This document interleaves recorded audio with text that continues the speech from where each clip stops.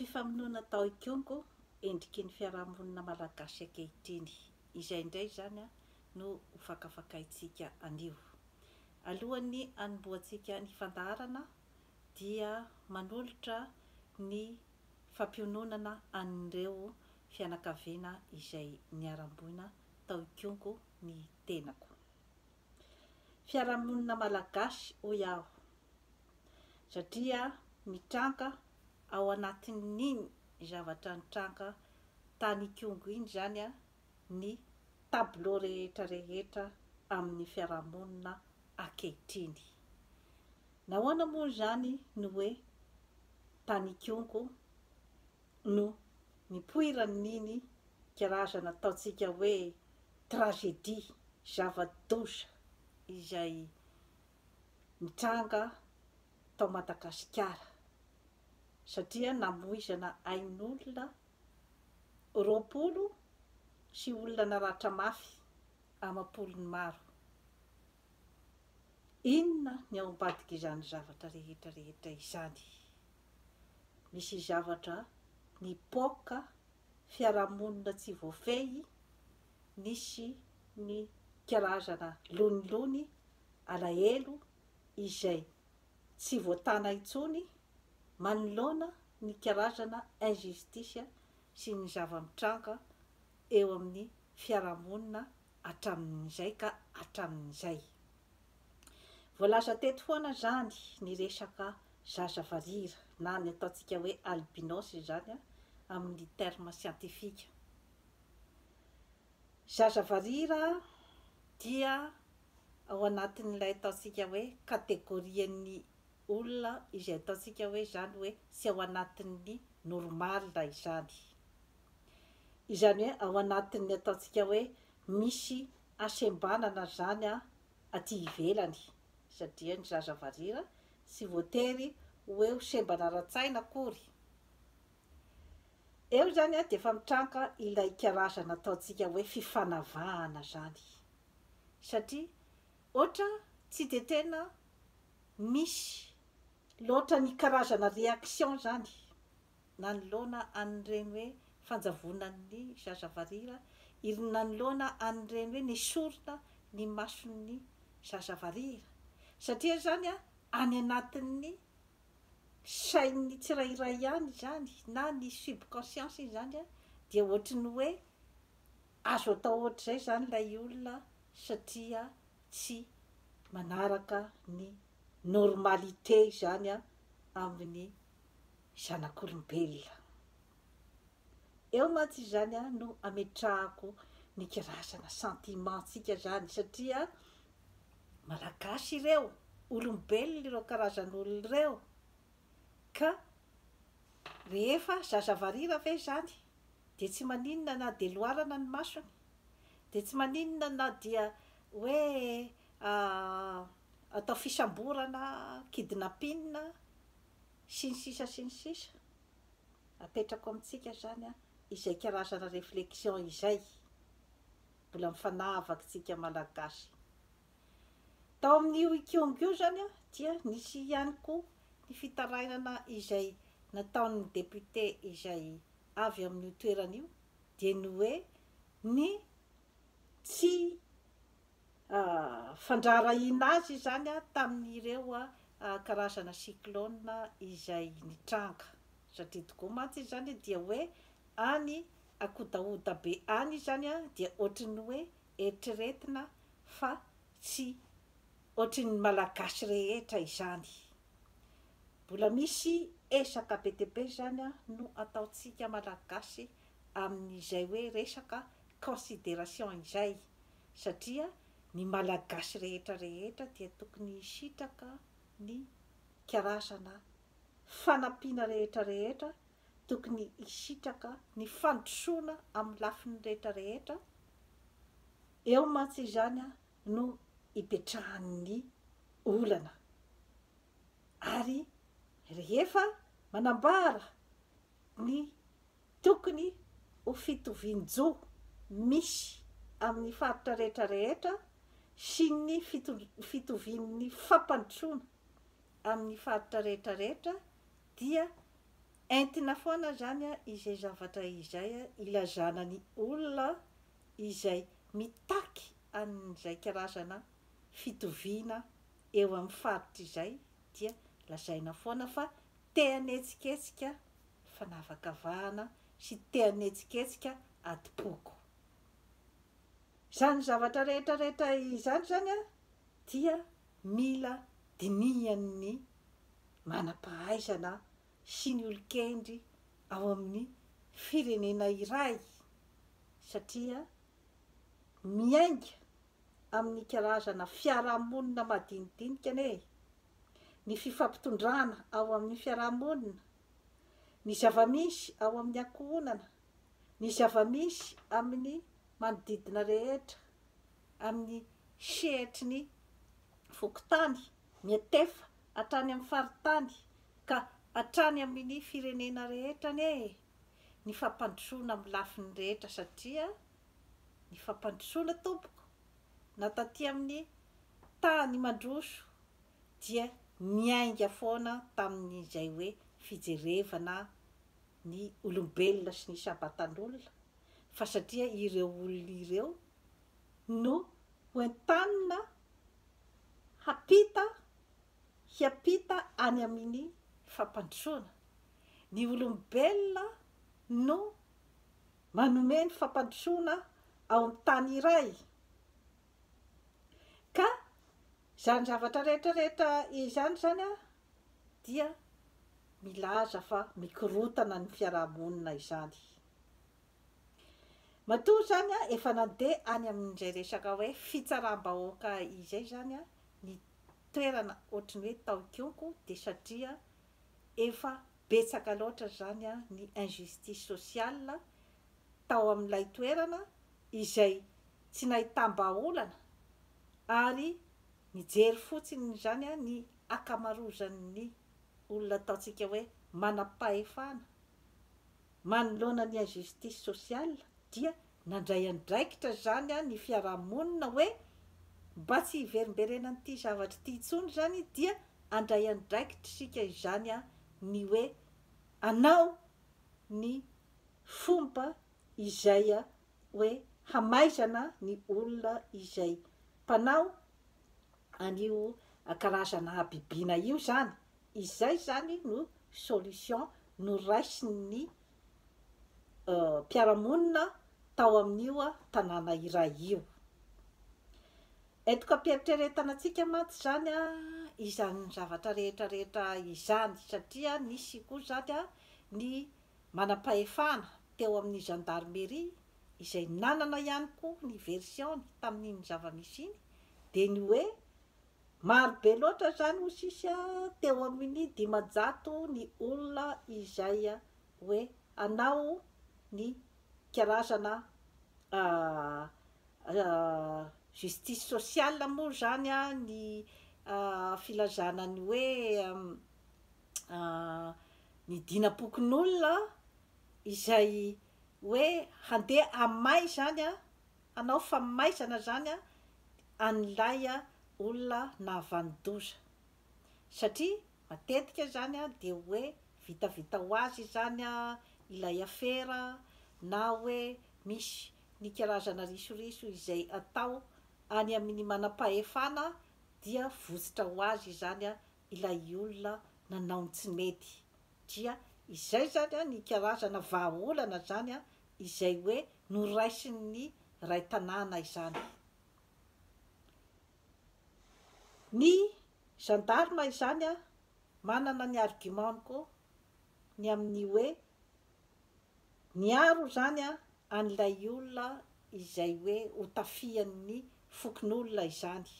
ny andian'olona maro, niaro ny ain'ireo zany, satria eo anatrehan'ny lalàna zany raha araky ny fanazavany dia tsy mety zany ilay atao hoe fitsaram-bahoaka. Kanefa manoloana an'izany zavatra rehetrarehetra izany dia misy ny atao hoe émotion na ny fihetsepo be loatra izay tsy voafehy zany manoloana an'ilay karazana problema, satria abibiana ary tena zavatra mandratra fotateraka. Mananjanaka daholo sika rehetra. Manana renim-pianakaviana. Renim-pianakaviana koa isika ny akamaroany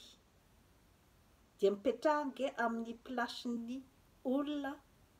amin'ny toerana ohatran'izay.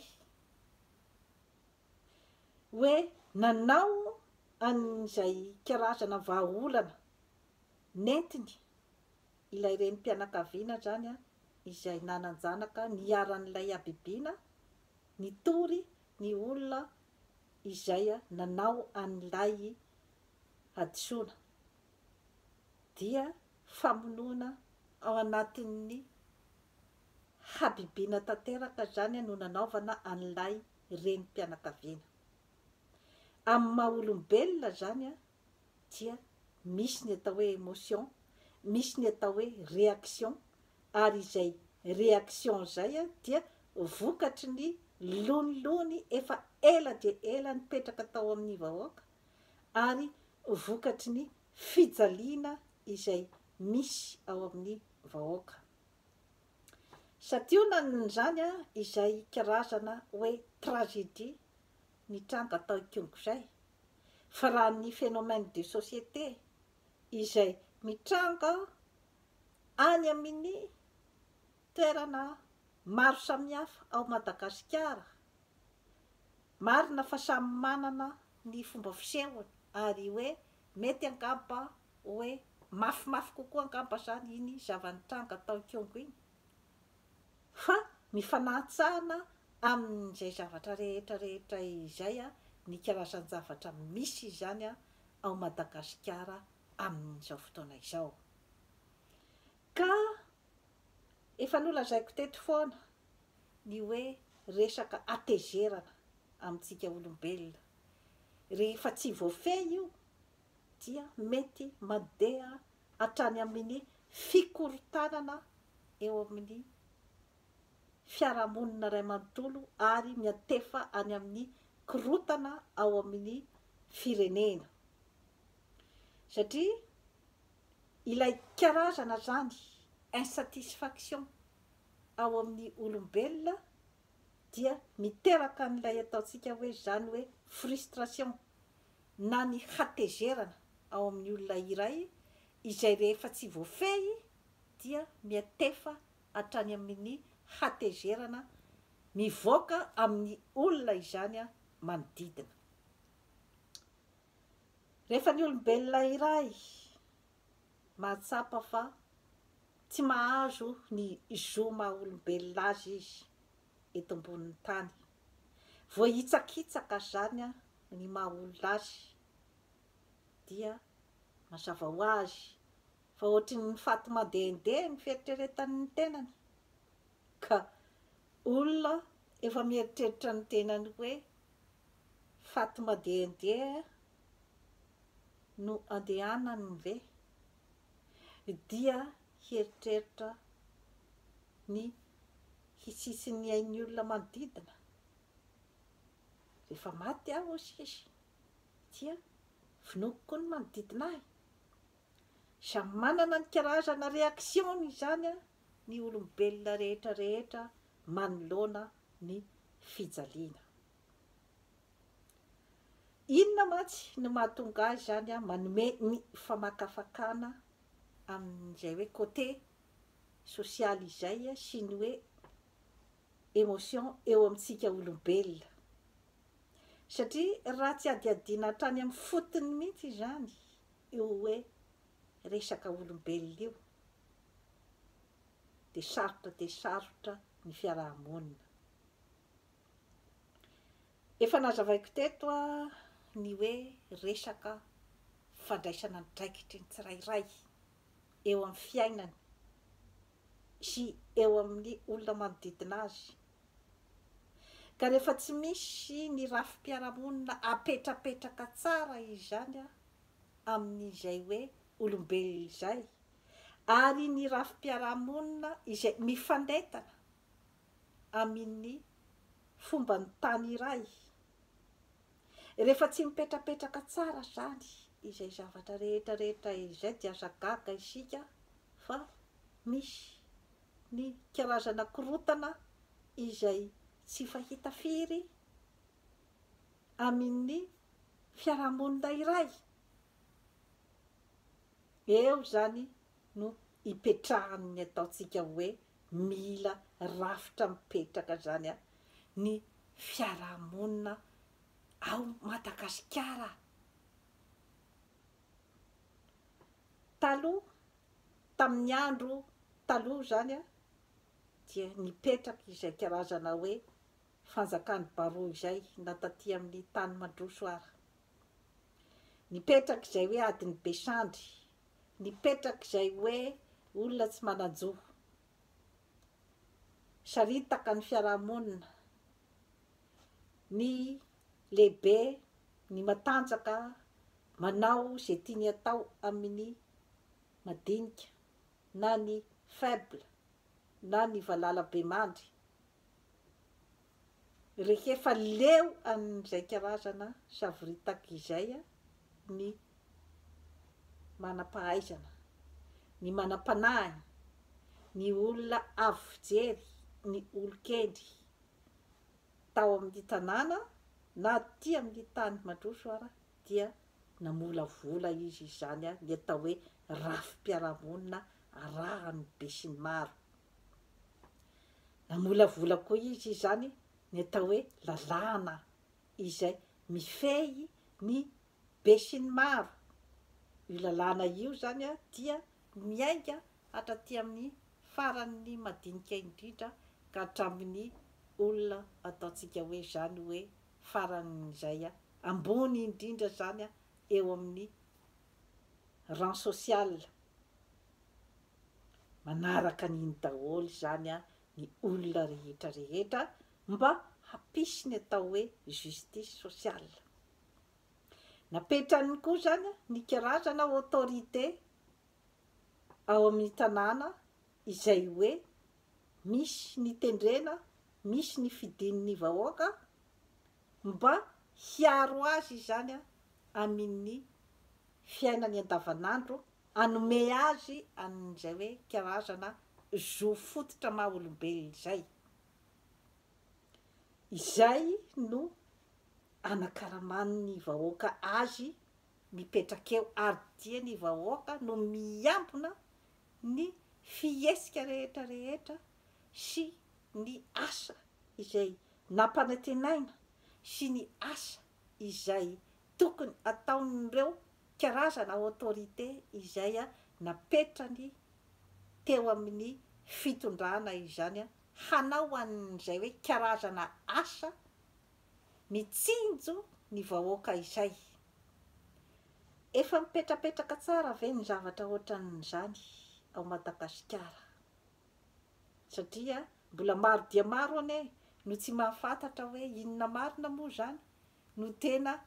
andraikitra izay tokony hosahaniny ireto olom-boafidy sy ny olom-boatendry izay apetraka eto amin'ny seza mamirapiratra izay ny vahoaka no mametraka azy eo. Mbola maro ane ny vahoaka tsy mahafantatra an'izany. Mbola maro ane ny vahoaka mbola mangorohoro rehefa miditra birao. Aiza zany ny rafitra mazava izay hoe ifampitondran'ny firenena, satria mbola fanombohan-javatra ny aokongo amin'izao tableau misy amin'izao fotoana izao. Tsy hoe fanombohan-javatra moa zany, fefa nisy taloha ny karazana korotana teo amin'ny fiarahamonina, fa miagravy